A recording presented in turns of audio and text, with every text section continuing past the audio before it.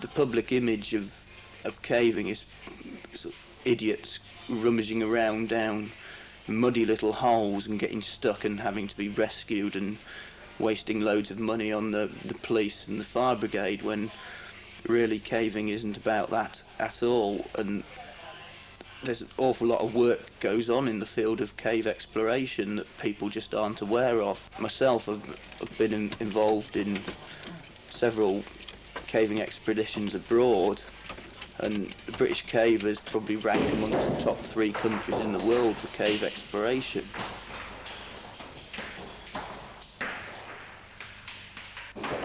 If we can continue pushing a bit further and a bit longer, we may well be able to link up a complete mountain cave system. But the main problem is finding people that are prepared to go underground for lengthy trips. This trip maybe takes about 16 hours. The sort of portering and the carrying that we need is quite tricky, really. Found that carrying the tackle is extremely hard. It's, it's sort of falling over all the time, especially in the sort of bouldery stuff. But I don't know, you kind of get used to it. It's my 4th time down here on a camp, and you just sort of know what to expect before you go in, so you just take each bit as you come. And I also found it quite cold, especially my feet, so it always takes me a while to settle down, but after a while you sort of just drop off and you're sort of knackers. I find it tiring, very tiring. About halfway through White Passage, it sort of suddenly hits you and sort of staggering over boulders to the head. Although caving is a sort of leisurely activity, which is just, is fun for anyone who's got the equipment to enjoy, you do find that cave digging is a very competitive sport, and there's a great deal of rivalry and that sort of thing. So when you go for a new project like the Hard Rock extensions, you're really putting your neck on the line. You can put an awful lot of work in and find nothing. And we found down here, when Clive first found Daren Cilau, there was all these miles and miles of enormous great passage, and there we were, stuck in a corner of it, digging at this tiny little hole with about 2 inches of airspace. And people on tourist trips through the cave were sort of just laughing at the work we were doing. People would pop in and have a little snigger and that sort of thing. And then after a few months, suddenly the whole thing broke loose. We were off and we were laughing. And it was interesting how people's attitudes changed. There were people coming saying, "Oh, I always knew that dig would go. Oh, I've been keeping my eye on you." Some people would enjoy different aspects of caving than others. I mean, this is fun. We've got a nice little camp down here, having a brew up over 3 carbide lamps. The dig's relatively easy, as I've said. It's just a bit dangerous getting up into it. Prospects are brilliant. Going down a large shaft or something in a foreign country, such as Golondrina's shaft in Mexico, which is the biggest single drop in the world, it's a totally different feeling. There, it's the exposure is what grips you, and it gives you a good buzz. But here, you get your kicks out of dodging boulders. Whether or not I ever attempt to stay a week underground, or even 9 days for that matter, again, is very debatable. It's certainly possible, but I found it's worn me down physically so much, like every day getting up and doing a hard day's graft, and coming back and getting something to eat, sitting around for a while and going to bed and getting up and just repeating it day after day. And after a while, you're worn out.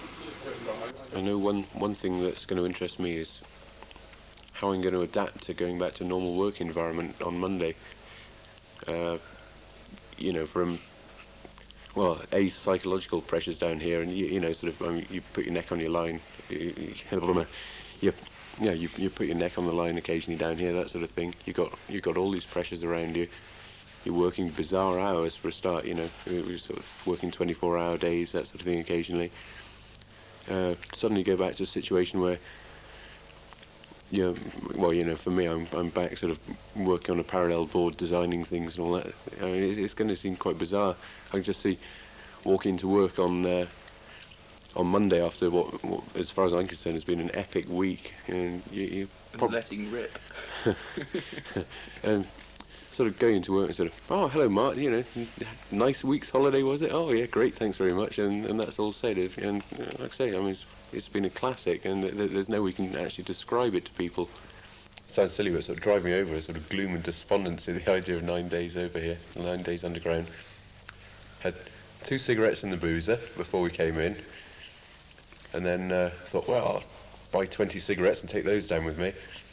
Changed my mind to 40, and actually I'll be a 10-a-day man by the time I go out. Have to give up all over again. What's making you want to smoke? I don't know, really. I think partly being surrounded by other people smoking away, but well, who knows, really. Maybe you sort of put all the psychological barriers to the back of your mind and don't think about them. I mean, I certainly feel quite relaxed down here and that sort of thing. Maybe it's a sort of subconscious habit, something like that. I don't know, really. I'm quite happy with a cigarette here, quite relaxed and everything. I know I shouldn't be doing it, though. But you don't normally smoke? No, I wouldn't be smoking now, not normally. When I came out of the extensions tonight, about an hour after everybody else, all solo, on your own, quiet, on my own, by myself. on my own, suddenly, so everyone left and I was there sort of trying to open up a choke on my own. I was followed out by the ghost of a person who died here about 10 years ago, 8 years ago, and it was quite weird. All sort of quiet, and there I was. Every time I got into a constricted space, I could hear my heartbeat, and I sure it wasn't my heartbeat, it was footsteps behind me, like it thumping away. And it was very strange, it really was. I was relieved to get back here. It was actually Tony White that came up with the name Time Machine, because I think he'd read the book, and I was wondering if it sounded a bit sort of Doctor Who-ish, but then in a way it was totally appropriate, because rather like the TARDIS, you enter into Daren Cilau through a tiny little entrance, and here we were in the biggest passage beneath the mountain. So the Time Machine, it remained. Anyway, after we continued on, we found that instead of being a chamber, it was a passage, and it continued for a quarter of a mile. And I remember slipping down this slope, and a very dry, powdery sand came down with us, and you sort of sat down on it and slid down with it. And we reached the water. I think at that point, we all felt that we'd had more than our fair share for not only that day, but our lifetimes. So I turned to Gavin and Dave and said, "Do you fancy some original exploration?" And they did. So we went up this ramp. I remember leading the way up to the top and broke out into quite a large chamber with a very peculiar dome-shaped roof with sort of black rock and folds in the rock. So the rock winds about in the horizontal plane, and then a greeny sort of shale on the top. And it's in fact underneath this dome that we're sitting right now. There were 2 obvious routes out of here. One of them looked a bit awkward, as if you'd actually have to get down on your stomach to explore it. The other route led down a wide passage with a roomy-sized roof, something like 10 feet above your head, so that there's no fear of sort of bashing your head on any obstructions. And it just continued off into the darkness. So by this stage I thought I ought to be generous and offered the others the lead. So I sort of said, mumbling under my breath, "Does anyone else want to go first?" And by now I think we're all feeling very tired, and the other 2 were especially tired. And they sort of said, "Not really." And I gave them about a second to change their mind, and then I shot off.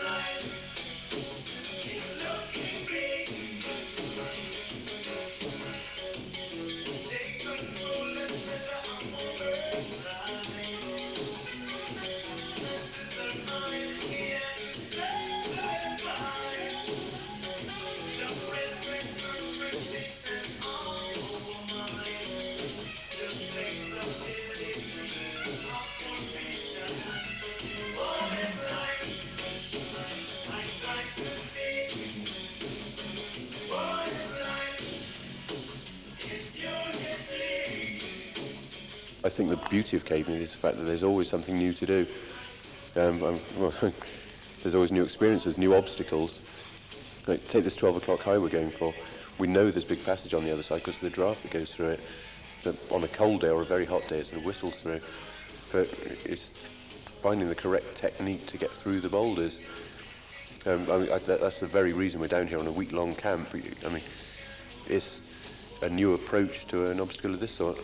The people you do meet have nothing in common at all outside sort of caving, really. Once you're on the ground, everyone is depending on everyone else for their own safety.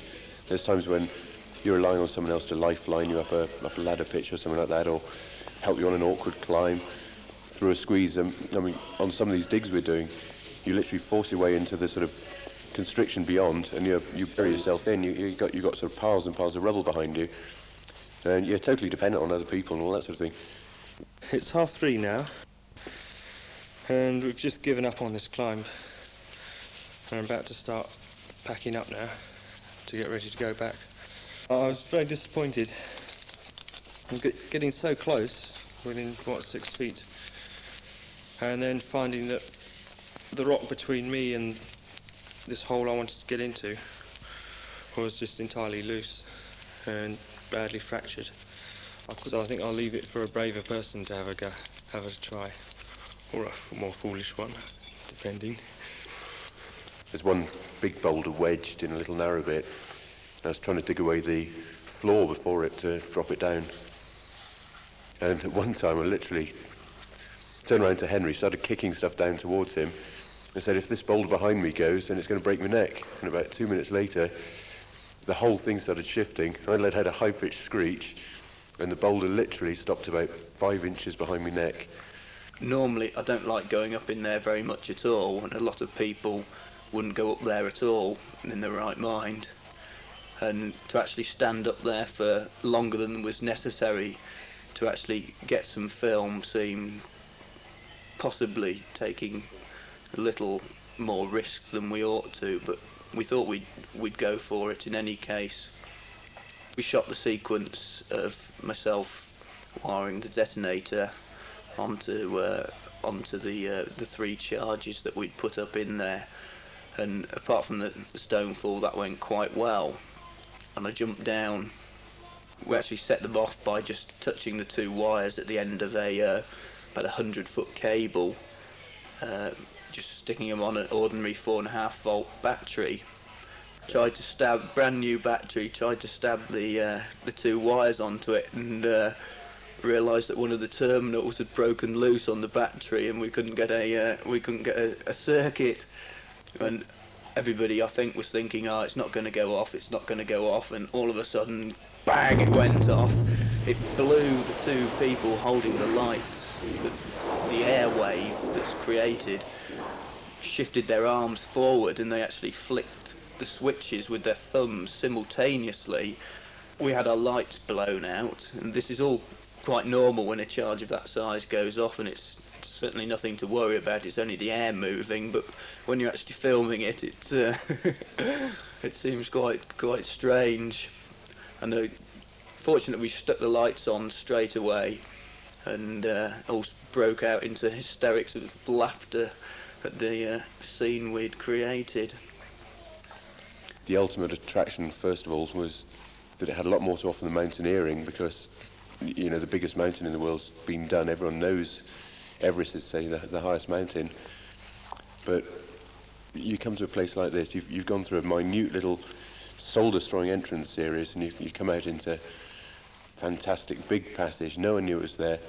And there are sort of rivers which disappear on one side that we haven't even seen, and we know they travel through the section we're in because they appear sort of in the Clinac, which is sort of directly opposite. We must have gone over a whole system the same size as Aggie and Daren and everything. Maybe, I mean, if we drop down a section, we could just find a whole new sort of honeycomb going on under what we've already discovered, just double the size of Daren in a day or something.